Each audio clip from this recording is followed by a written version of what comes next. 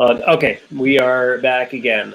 So what I'm going to go ahead and do is I'm going to download the stream that we had just put up and that just got sniped.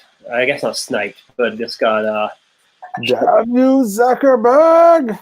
I don't know if it's Zuckerberg. So there are like content bots that like run through YouTube and basically try to find people who are like streaming things that they shouldn't be, like movies. But I think we didn't say the event, so I mean, come on. Yeah, so I think the problem that we run into is like I showed 3 or 4 pages of the comic book itself, and I have no idea what happened or why. We have a new one up. Yeah, I'm gonna put this out onto Facebook right now. Let me just send this. I'd like to publicly apologize to Trent Reznor and his lovely wife. I do not think you are a terrible singer. You have done very well for yourself. You probably should not go back and do heroin and make another downward spiral. People really want him to, and I don't really understand why. I want to see the ashes of his life burn around him as he constructs an angsty album of a man in his, I assume to be 50s, with his really, really attractive wife and their kids, and just make a very dark album of just trapped in a basement with nothing but heroin and a Roland Juno 60. Well, if it's a Roland Juno 60, then I mean, you know, we're gonna get some pretty hate machine sounds. We're doing it. So I'm going to go ahead and I'll download the previous stream because I did pay for the StreamYard's upgrade. So I'm going to download the previous stream. I'll edit out because I have some editing software on this computer. I'll edit out all the bad stuff that we did so I can at least put it up. But yeah, I guess this is just going to be our sort of addendum from that was episode 1. This is episode 1.5. We're just going to talk about The Killing Joke and its sort of effects on the history of comics. So obviously, like I said, to the best of what I can tell, The Killing Joke was not originally supposed to be a canon comic. It was supposed to be a completely standalone piece of work. But as time went on, it was kind of adopted into the framework of the DC universe. So Barbara Gordon ended up in a wheelchair and stayed there for, let me see, it was 1988 that was put out, and she was finally restored to being Batgirl in 2011. So 2011 was when they did the big New 52 reboot. I don't know if you ever heard about that. You can Google how many years Barbara Gordon was crippled, and it'll tell you straight up 23 years. Just 23 years, all right. 23, hold on. This is important information, man. Yeah, 23 years, just straight up. Holy broken bones, Barbara Gordon, the original Batgirl character, paralyzed the waist down 23 years ago. I'm like, wow, what a chipper way to say that this character was like rendered disabled. Like, holy jeepies willikers, Batman! I think I got shot in the spine.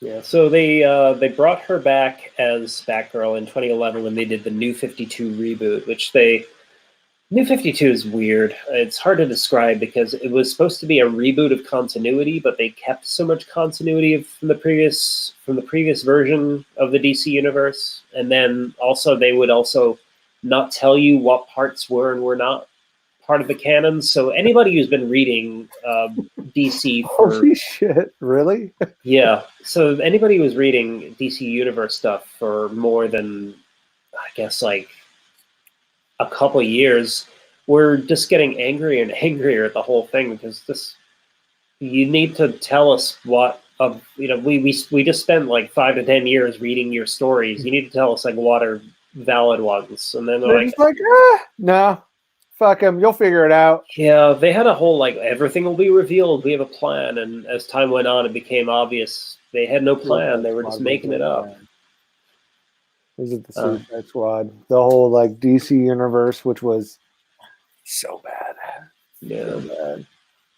They keep trying to do like a DC universe, and the only DC makes the best animated movies for superheroes ever. Like DC has that down. Yeah, they just can't get a good DC like just live action superhero movie. Yeah, comic movie. I mean, Joker was good. I mean, I heard Aquaman was good, and I really I haven't seen Aquaman. I did like Wonder Woman, but I've heard I need to watch it because I've tried to watch it and I fell asleep. Okay. Yeah, I've heard tell the new one is going to be bad, but I don't know. There's so much like weird internet crap about like what are the good superhero movies and what are the bad ones, and it seems to be very I don't know, based on how mad at women you are. I guess, yeah. Are you an incel? Like to be fair, when I tried watching Wonder Woman, it was either right when I like was like winding down from work and I already like smoked some weed and just like I was like, I'm passing out. It doesn't matter what I'm watching. And I've been wanting to go through and watch it because unlike most of the basement dwelling ass clowns that like to get mad because women get like, when some movies get better treatment than their male counterparts who have been getting, preferential treatment since ever, all the time. Yeah. I don't like, I love seeing strong female heroes. Like I love them. I love like, the alien sci-fi, like Alien, stuff like that. I love seeing a good, well-rounded comic or superhero, especially if it has a really good female protagonist or even antagonist. Just something good, just to see like, more balance in the story writing. And I don't know. I just a lot of the movie writings end up being like they try too hard, or they're just still trying to use them as a prop and whatnot, and it's just kind of stupid. Yeah, I like the Harley Quinn because they picked just a weird era of Harley Quinn to do that. What a weird era, and they just kind of just paraded around. And I don't know. I want to see better writing from DC. Yeah, I think that one of those issues is that it's incredibly good to see people trying to give, I guess, like women in these genre movies kind of a better portrayal and better shot. But like when you can smell pandering from a mile away, and with a lot like when it's obvious, it's very obvious. Some of them remember the Tomb Raider movies. Oh man. Yeah, I think I think there was they tried to put out a new Charlie's Angels movie recently, and everybody was just like, oh no, no, thank you. Yeah, like no. Or like I didn't watch the new Ghostbusters. Yeah, I'm excited for the new Ghostbusters coming out. Like that's awesome, but I didn't watch the new one, not because oh my god, it's an all women cast. I like Kate McKinnon a lot. I like everyone that's in that movie, but it to me felt like it could have been mostly just more pandering to like, oh no, we got to fix our mistakes, but doing the wrong way, not the good way of giving them great roles with great writing and shit like that. Just give them like shitty pandering roles or stuff like that. But I need to watch it though and make a good opinion on that. Yeah, I've heard a lot of like back and forth about it. I didn't like it. The reason is more. It was weird because like I like that director. I think Paul Feig is a pretty great director, and I really loved Bridesmaids. Like I loved that movie. I thought that the whole.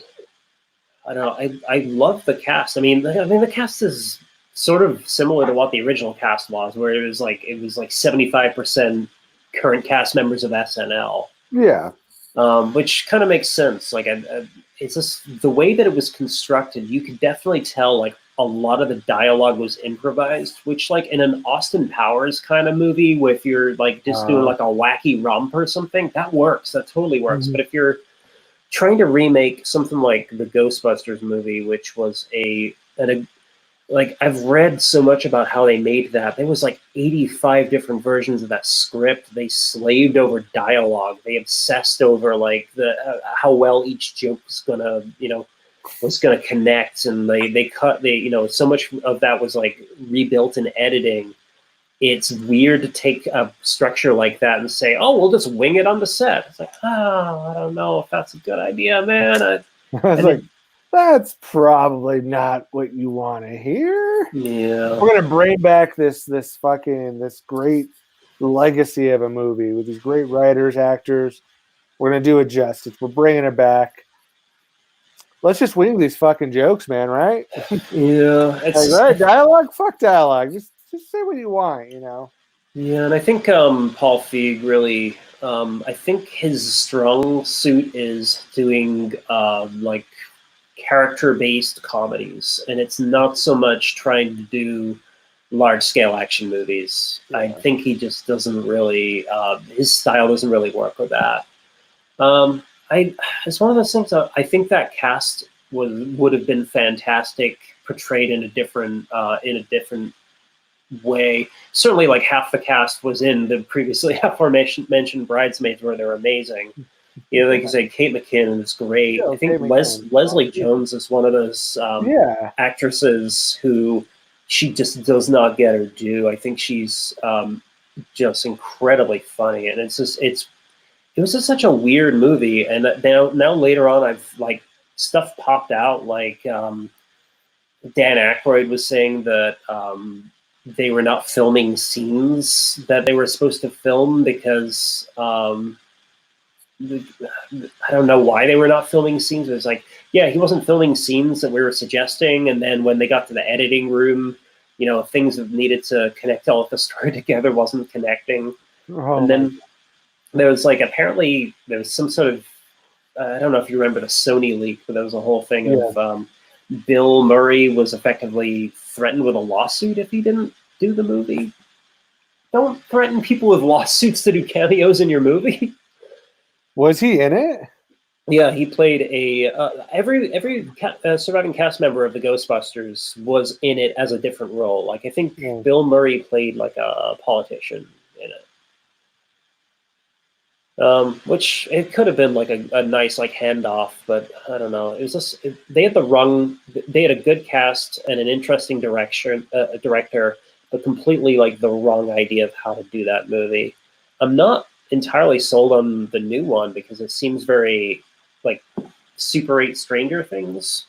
More so than it does feel that way, but I mean, that's kind of, the Ghostbusters is always to me is gonna be like the 80s, early 90s kind of a thing. And if they go with that direction with a new one, with kind of that feel, it could be really good. They're trying to capture that magic of back then, I guess we look at it as magic from, this far out, but I mean, there's some good shit, but I mean, that's just what they knew and that's what they were doing back then. And the thing that worries me is that I watched the trailer and I don't think I saw a joke in it. Like that's my one worry. Bill Murray's in it. There's going to be a joke. So I know they're all in it. Yeah, like all of them are in it. They're trying to get Murray. They're trying to like hush up the fact they have Murray, but I'm sure they have Murray. As far as I know, everybody's confirmed in it. As far as last I knew, like it's being done by Harold Ramis's son. It's like everybody that's supposed to be in it, like Sigourney Weaver and Rick Moranis are in it. Yeah. Like everybody's fucking in it. So I hope I assume it's going to be really good. It's the dude's son. How shitty would that be? It's like, I'm going to do you proud, Dad. I'm going to do this. I'm going to pick up this legacy you left. I'm going to make Ghostbusters. I'm going to put Stuart Townsend in it. This is becoming the Stuart Townsend. Just comes out of his grave like, all right. No. You already killed off one lady's career. Do not let him kill off. Yeah. So the guy who The guy who directed it, Jason Reitman. I'm surprised by how many of his movies I've seen. I saw Thank You for Smoking, which is interesting. I've That's been meaning to watch that. I remember when that came out. I'm like, man, I really want to watch that because I like Aaron Eckhart a lot. But so that's an adaptation of a book by Christopher Buckley. Do you know who that is? I do not know. He's the son of William F. Buckley, who the founder of the National Review. Yeah, it's interesting. It's a very interesting, because it's a fairly conservative movie, but it's also I don't know. It's an interesting watch. I mean, kudos to him for being like the one conservative writer that can like actually make people laugh. But I don't know. I'm not a big Chris Buckley fan, but I did see Juno and Young Adults, which are both Diablo Cody movies. I don't like Juno. Juno, not so much, but I did like Young Adults. I didn't watch Young Adults. I just remember watching Juno. Definitely check out Young Adult. Young Adult is Charlize Theron playing a character who is the writer of a young adult series, kind of like kind of in the mold of like a Sweet Valley High type of drama for teens kind of book series. Who basically gets fired from writing those books, and then goes back to her hometown after she finds out that her high school boyfriend is getting married. And it's just basically it is one of these sort of like a person who has managed their whole life to not confront any of their emotional and their emotional and life problems, who suddenly has to confront all of them at the same time. It's a really it's a fun movie. It's also very in that like It's Always Sunny in Philadelphia mode of a terrible person who terrible things happens to and they learn nothing. I'm looking at it now. I'll have to check it out. Yeah, it's I really enjoyed it. I thought it was great. I just did not like Juno at all. Nostalgia. It was. I felt like the movie itself was just. I felt like it was super pandering. It was just a lot of awkward references. Yeah. In a really short amount of time. I'm just like, why are you guys taking all the things that I love and just ruining it on screen? Yeah, there's a lot of that in kind of movies and media right now. It's like, hey, you remember this? You remember this? There was a Netflix show called, I think it was called Marianne, which is it's a French horror TV show, which it starts off scary and terrifying and great. Like I loved it. I loved the first French horror or French horror. They said French horror TV show. And I was like, wait a minute. Horror TV show. It's horror. So I really enjoyed Marianne at the start, and then at the end, in the last like 3 episodes, it basically turned into a greatest hits of horror TV show where it's like, oh, hey, do you remember the kill from Cujo? Well, here it is again. Hey, do you remember the head cutting off scene from Exorcist 3? You like that? You like that? Here it is again. Remember Kane Hodder just beating the shit out of teenagers? Well, we didn't add it to the movie, but we just took a video of him just in the public just beating the shit out of teenagers having sex. Here you go. Here's 10 minutes of Kane Hodder. Doesn't realize he's being filmed. Like, what the fuck? I still think one of the best horror movies that have came out in the last long amount of time that was kind of campy, but it kind of flipped like the horror genre kind of on its head. Is I still really, really love like Cabin in the Woods. Yeah. It's still one of my favorites just because they took something they look like there's going to be another stupid trope. They turn it into like this really weird ass, Lovecraftian like science experiment. I love that movie. It's still one of my favorites, and I wish they would do more in that universe and explore that more. It was pretty cool to see. All right, so I just got the email from YouTube to explain no. the missing previous stream. So it has been flagged for review. I think it's been flagged because I showed actual screenshots of the comic book we were talking about, which makes, this is going to make it hard for us to actually like review shit. But I guess we're just going to talk. We'll know what we'll do is I'm going to buy a little tablet, and you got your tablet, and we're going to recreate it on there and see who does it better. This is the scene I'm talking about. Yeah. We share screen share and try to draw, and my drawing is going to be fucking terrible. So. And okay, so the issue is, so it's got an auto flag feature. So if there's was it the transistor? Was it the transistor? No. So it was almost definitely the visuals that I was showing on the screen. And the issue is that they don't have a human being flagging it. It's an auto flag from a computer program or algorithm, apparently. And because of the current health crisis, the current event that we are not allowed to talk about. I don't know if you folks have heard about this, but remain indoors. Yeah. But they actually are not able to have human reviewers as much.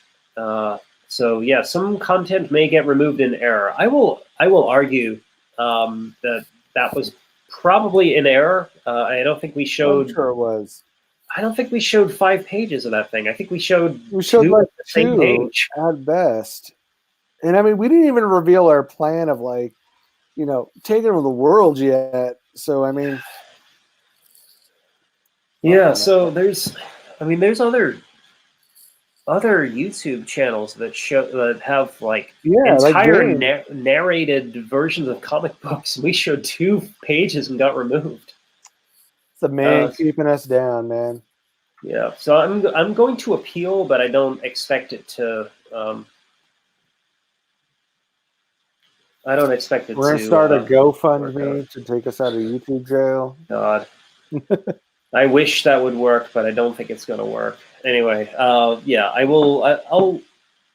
I'll request that they restore it. But I'm not entirely convinced it's going to. I have the ability to download and re-edit it though, so it'll be okay. I'll get a version of it. Worst case scenario, we pre-tape this shit beforehand. Yeah. And that'll suck because I like. We don't have a lot of people like viewing or chatting yet, but I like the idea of we could have a chat room to react to. I just saw that. My fiance said the Juno soundtrack was pretty good. Yeah. I haven't felt that much shame in a long time. Actually, I don't remember what's on the soundtrack. Let's find out. Because I remember they were super pandering. Because I know Sonic Youth's on it for sure. That's how they just like really just overdid the Carpenter's cover. I'm not a big Kimya Dawson fan either. So yeah. So I mean, I've seen like Belle and Sebastian where I'm like, yeah, at some point, but it's a very like, it's not a I like. I like that Cat Power song a lot. I like Mott the Hoople is obviously a classic. Yeah. Velvet Underground. I'm not a big Kimya Dawson person either. I'm not a Moldy Peaches. I don't like him. I'm not a big fan of Kimya Dawson. I like the Moldy Peaches and stuff. This is music that isn't quite for me. But I mean, you got, I don't know, there's a lot of people out there that really do like Kimya Dawson. If you're a huge Kimya Dawson fan, that soundtrack's going to be like, be a great soundtrack. But for me, I don't know. They had a bunch of stuff that wasn't even added on the soundtrack that were pretty good. It looks like I'm looking at their wiki. But there's like just an insane amount of Kimya Dawson. What'd she do? Write this movie? I guess they just really liked Kimya Dawson. I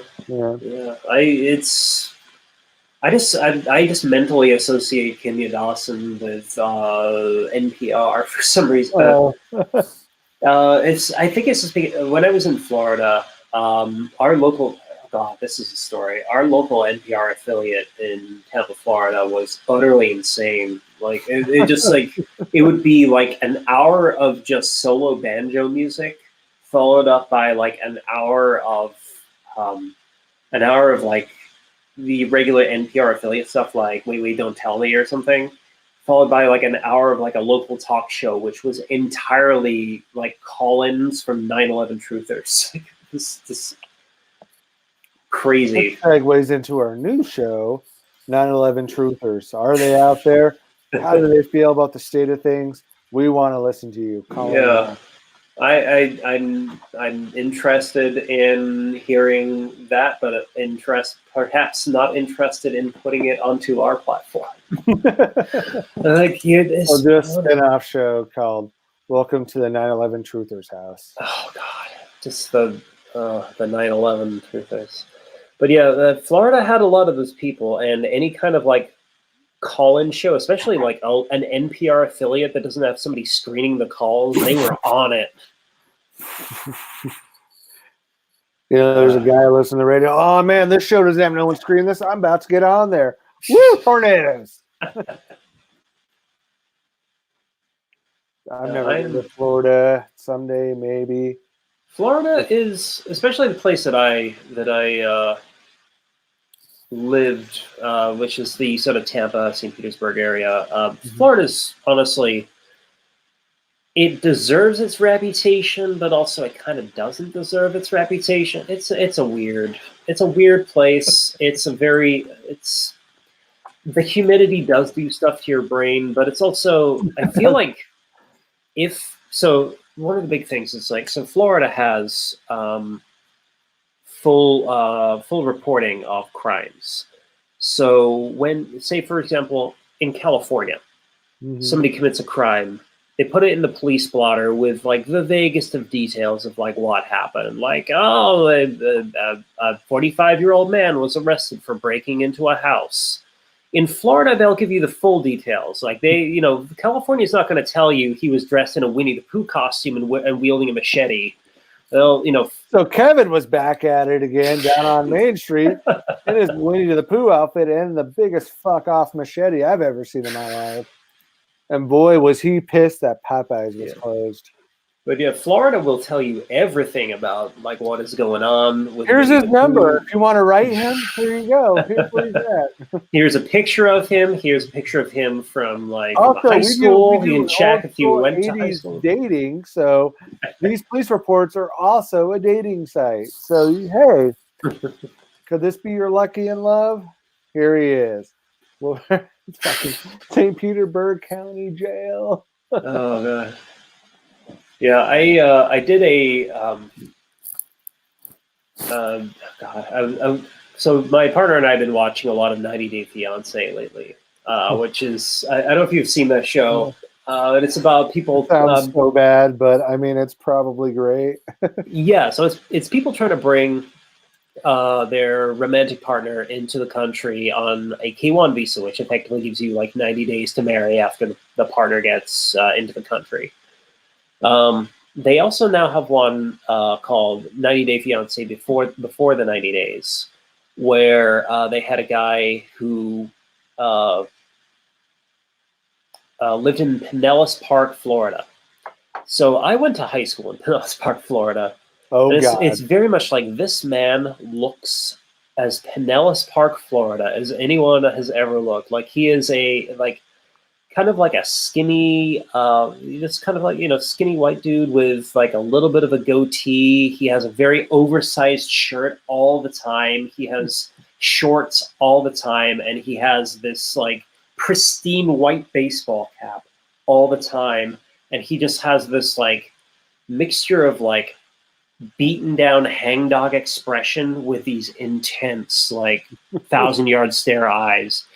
And it's like, oh man, you look like everybody I used to know. You look like everybody I went to high school with. Like you're not wearing Limp Bizkit merchandise, but you're close. You're close.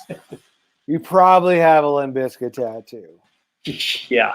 Somewhere you have one. Man, how good of a band Limp Bizkit is. Oof. Oh, Songwriters of our generation. I am both.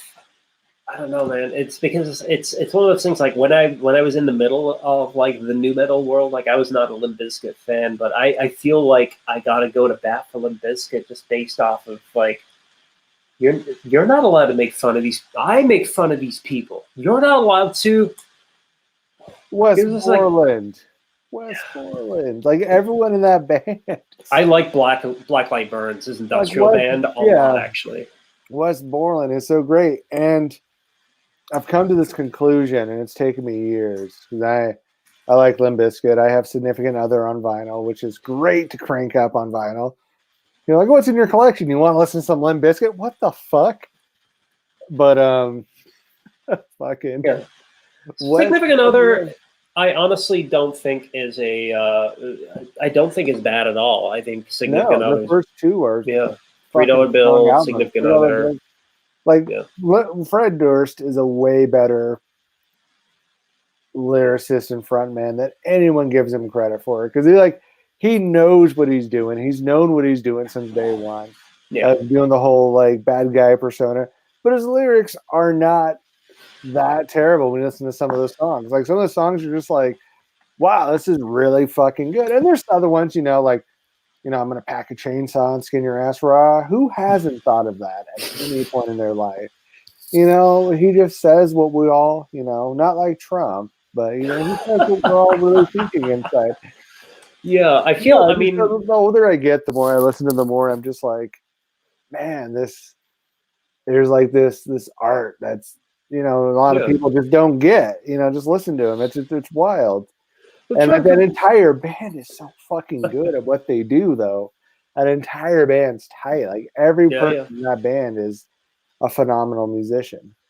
The idea they managed to get weirdos like, so I understand why Sam Rivers and John Otto are in the same band. They're cousins. They both have like a jazz hip hop background. Like they're bassist and drummer who've probably jammed together for years. The idea, like pairing them with an art school weirdo and like I don't even know how to DJ from fucking House of Pain. DJ from House of Pain, and then like the weirdest like if Fred Durst was in hip hop, he wouldn't have been like an MC. He would have been like a hype man in a group. He would have been the best hype man in a group, and he wouldn't have been the front man. Would have been fucked. Oh yeah, there's like Flavor Flav would have been out of a fucking curl. Like Public Enemy would have called them up, like, listen, I know you're white, but goddamn, dude, but goddamn, you are the best hype man. Did you see the recent Public Enemy? Of course I did. We're like, it's just a stunt. And I'm like, no, it fucking wasn't. No, it wasn't. He probably did something, or you guys had to come to an agreement and you brought him back in the band. Because what kind of public stunt is that? It doesn't make sense. It doesn't make sense at all. It's the only way you could have brought him back in, and you were trying to save face. No, I did like Chuck D. What has Flavor Flav ever done? I did like Chuck D's explanation of it being like, Flavor Flav doesn't know Bernie Sanders from Barney Sanders from Colonel Sanders. Like, Flavor Flav is not a smart guy, and I'm not saying anything about my friend, but you have all seen Flavor of Love, and there's no more I have to say. Yeah, Flavor of Love exists. You can Google it. You can look it up. You can YouTube it, and they can be in court and be like, this is my evidence. Flavor of Love. Fuck him. Like, do I need to say anything else? He was in Flavor of Love. One chick got a spin-off show from it, and I'm sure it was terrible because she was terrible. This is why the event's happening, because we do things like this to ourselves. We let hype men have reality TV shows for longer seasons than they should. It should have been a half a season thing. It's all like then people have been like, okay, I don't care about Flavor Flav anymore. Let's turn off. But I think the thing ran for I don't know how many seasons. But it was more than enough. I think there was only 3 of him, but then there was all the like the spin-off shows. So there's I Love New York. Oh God, I don't want to remember her. I have a bit of a crush on New York. I'm not gonna lie. She once again, growing up in Florida, she has a very Florida personality to me. She's not from Florida, but she has a very Florida personality. And Greg will be attracted to anybody that just embodies Florida in some way. So I find myself, not necessarily in like the realm of like the romantic sense, but kind of trash culture I'm always really into, and that's partially it's partially the Florida in me, and like partially like I grew up a queer kid watching John Waters movies. Part of me. You just see a trash like a dumpster, and you're like, yeah, I'll fuck that. Yeah, but like I Love New York. Then there was Rock of Love, which holy shit! If you don't watch Rock of Love with Bret Michaels, it's amazing. I've seen it. Oh my god, just Bret Michaels trying so hard to be relevant. And then some of the contestants on that got their own shows. There was Daisy of Love, which I think they just gave up on the naming conventions at that point. Probably. And then there was a spin-off where they did it was supposed to be just contestants from the reality shows doing their own thing, or doing a thing for money. So it was just called I Love Money. Instead of I Love New York, name of any show ever. Why are you on their show? Horribly disappointing your family and generations of family to come. Like, why would you debase yourself in such pure and unadulterated fuckery that your entire family for decades and decades are going to remember this bullshit? Because I love money. The name of the fucking show is money. Because I'm going to, for this brief period of life, I'm going to have, how they pay me. In the chat, your partner has got my back here. Well, of course she does. But I would be on a show called I Love Money. Why are you here? I love money. I'd be the worst interviewer though. Why are you here on? I love money. I love money. You be straight up like the dude from Idiocracy. I love money. Go away. Somebody was defending them, not that movie, but the world in that movie, and it's like, well, they have a medical system that seems to run itself. They have a president who seems to be a guy who everybody likes, and it's like, yeah, and I don't know. Greg over here trying to make Idiocracy into a utopia. Like, here it is. All we have to do is just let the Florida people just like let them populate the world, man. I want this whole world to be like Florida. There we go. If you saw just Florida, the movie. If you saw the beaches in Clearwater Beach in Pinellas County, where I'm from, like the past, basically up until there was a statewide lockdown, you'll know we shouldn't be running anything, let alone the world. We just like, oh yeah, well. They had a whole thing like so because of the event, everyone has left Florida. Oh, hey, we can go to the beach because none of the tourists are there. Because of course. And that's how everybody in Florida had the event. In case you're not sure of what's going on, the event is happening. Yeah. Please remain indoors. Nobody needs to get more sick. All right, I'm gonna go ahead and I think shut the stream down and see what my partner is doing for the evening. So we will. I've submitted a form to try to get our stream back. Hopefully, we can have that up, and hopefully, we'll get some more people watching it. And I guess we'll try pushing this a little bit more. We can we'll figure out the next one to read next, probably over the next week, but maybe we should do like a Frank Miller or something. We should, yeah. We'll probably pick something a little Frank Miller. We might even just continue the Batman, do the Dark Knight Returns.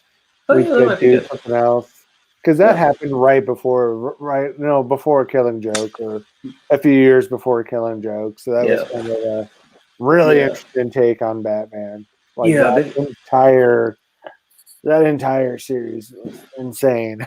Yeah, there is a good YouTube, and I'll put a link to this in the description, but I'll shoot it to you. But there's a really great YouTube channel called Cartoonist Kayfabe, where it's two comic book artists and creators, cartoonists, who are doing breakdowns of different comic books. And one of the ones that they've been doing has been Batman: The Dark Knight Returns, but they've been doing it from the perspective of like comic book creators.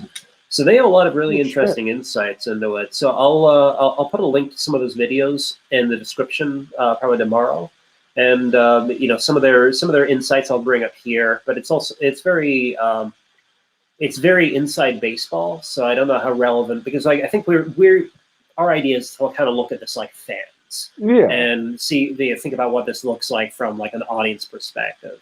So it's some of it will be relevant, some of it will be kind of irrelevant, because I'll be talking about like frame composition and stuff like that. But there's a couple of really interesting points that they brought up on one of their early episodes, talking about the first couple of issues in that series, where they bring up some interesting stuff, like that talking head, like CNN, MSNBC, like talking head, like news report style. Mm-hmm. That didn't exist when they made it, when they wrote that comic. Mm. Like Frank Miller predicted that. Frank Miller's, goddamn, what a wonderful character to get into. A weird dude. I have a lot of Frank Miller opinions, and they're constantly changing Frank Miller opinions, because he's gone from being he went from being like a weird guy with interesting interests, and then like he had like a weird mental breakdown when Occupy Wall Street was going on, so he was like really not having any of that. And then over the last couple of years, he's completely done a 180, and it's now like suddenly like heavily anti-Trump, and like heavily like I don't think he's like a leftist of any stripe, but he's a fairly left-leaning liberal, which is quite a journey for a person to go on. Anyway, I will let you go, and this is episode 1.5 of Welcome to Frankenstein House. Be sure to leave a like if you enjoy the video. Please subscribe if you enjoyed the video, and hit us up on social media and tell us what you'd like us to do more of, and what you'd like us to do less of, and probably less of showing you actual photos of the artwork in the freaking comics. That's how you get fucking sued. All right, man. Talk to you later. Talk to you later. Have a good one. Bye. Bye.